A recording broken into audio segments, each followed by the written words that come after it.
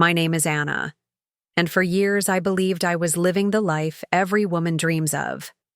I was married to Daniel, a man whose smile could light up any room, whose charm made strangers instantly like him.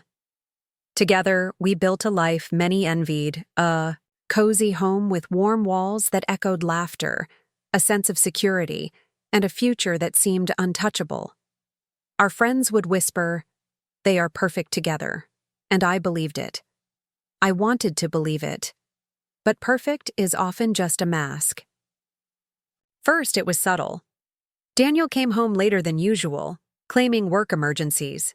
Texts flashed on his phone that he hurriedly hid. He seemed distant, distracted, and sometimes angry for reasons I couldn't understand. I blamed myself at first, asking, "Am I not enough? Am I imagining things?" Every rational part of me wanted to trust him, but my gut told a different story. It all began unraveling on a rainy Thursday night. I remember the smell before I even saw it, the faint hint of perfume that wasn't mine. Daniel walked past me with that familiar, charming smile that didn't reach his eyes. His shirt bore a faint red stain, the edges smudged. I froze. A small voice whispered, "Check. Investigate. Don't ignore this." Weeks passed. I became a silent observer in my own life. Every late-night meeting, every business trip, every whispered conversation I overheard, I noted. Then came the moment I found the first real evidence. A hotel receipt tucked in the laundry, dated only a week ago. 2 glasses of wine, an expensive dinner, a hotel room, all under his name. My heart pounded. I read it again, disbelief clawing at me. And then my eyes caught the name beside his. Sophie. My Sophie. My childhood friend, the one who had stood by me through heartbreaks, celebrated my triumphs, and promised unwavering loyalty. The room spun. I sank to the floor clutching the receipt, my body trembling as if the earth itself had shattered beneath me. Every memory of her, late-night talks, shared secrets, inside jokes, now felt like poison. Every laugh she had with me seemed to echo her lies. They thought I was blind. They thought I was naive. But they underestimated patience, and they underestimated me. I began meticulously gathering evidence, screenshots of their secret messages, photos from suspicious outings, recordings of whispered confessions. I became a ghost in my own home, silently collecting every piece of proof while Daniel and Sophie remained oblivious. Meanwhile, I started securing my independence. I opened a personal bank account in secret, moved our savings gradually, consulted a lawyer discreetly. Every action was precise, calculated.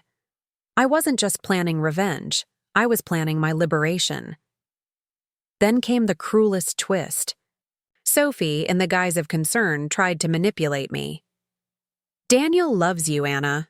Don't ruin your life over paranoia," she said with a smile that now felt sinister. That moment cemented my resolve.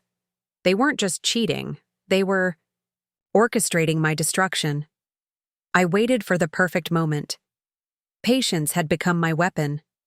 I watched them, invisible, listening to whispers, seeing glances, noting every lie. And I waited for the night when I would turn the tables. Part 2. The reckoning that night finally arrived. I invited Daniel and Sophie over for dinner. The house was warm, the lights soft. I served their favorite dishes, poured the wine they loved, laughed like nothing was wrong. Every gesture, every smile, was calculated deception. My performance, perfected. After dessert, I raised my glass. "There's something I want to share with both of you," I said calmly. I connected my phone to the TV. The first image flashed across the screen. Daniel and Sophie, kissing in the hotel lobby, oblivious to the world. The next image, screenshots of secret messages, confessions, plans to hide their meetings. My heart pounded, but my face remained a mask of calm. Sophie gasped, her hand covering her mouth. Daniel reached for me, his eyes wide with panic. I stopped them with a single sentence. The two people I trusted most destroyed me. But tonight, I take everything back. The revelation was just the beginning. I had already filed for divorce. The evidence I gathered shattered Daniel's career and reputation. Sophie's company revoked her promotions and scrutinized her past conduct. Every mutual friend, every family member, every colleague knew the truth.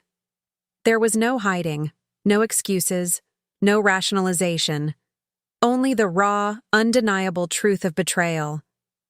But revenge wasn't enough.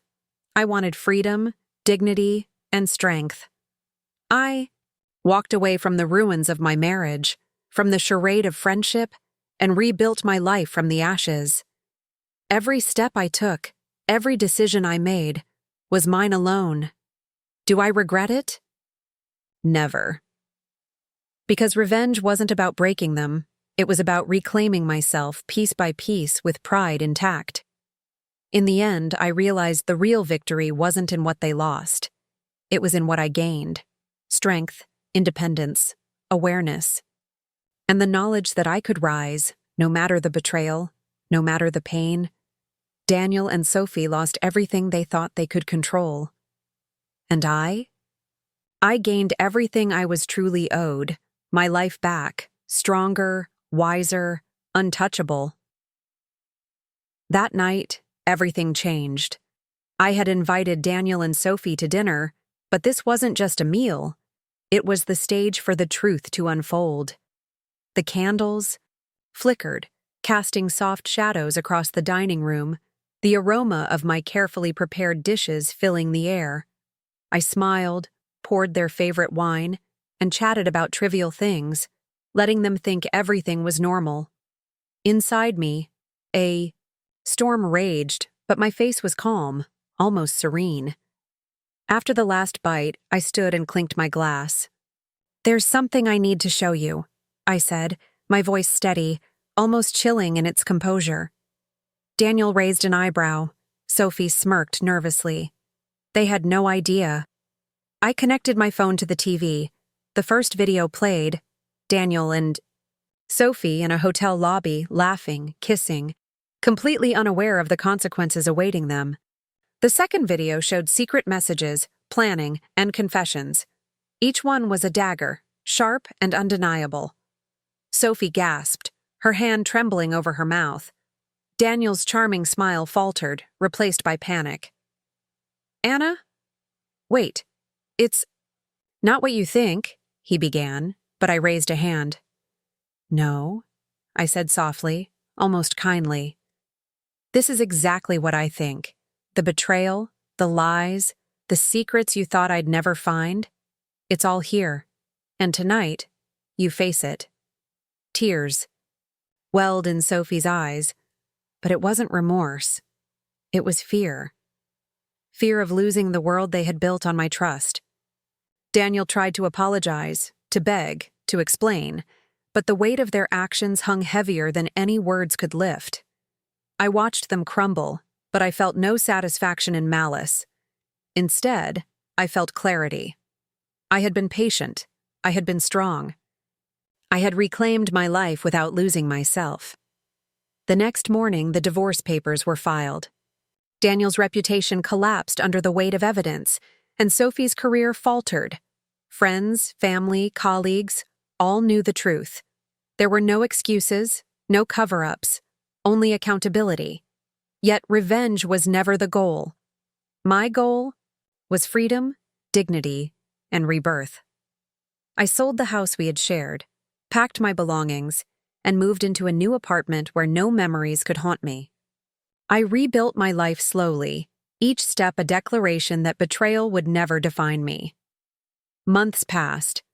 I traveled, focused on my career, made new friends, and discovered joy that was purely mine. I laughed freely, loved cautiously but genuinely, and embraced life without fear of deceit. And sometimes, in quiet moments, I remembered Sophie and Daniel, not with bitterness, but as a reminder. A reminder of my strength, my intelligence, my patience. They thought they could break me. They were wrong. Do I regret it? Never. Because true revenge wasn't in destruction. It was in rising. Rising above the pain, the lies, and the betrayal. Rising stronger, wiser, untouchable. In the end, I didn't just survive, I thrived. They lost everything they had taken for granted. And I gained everything they could never steal.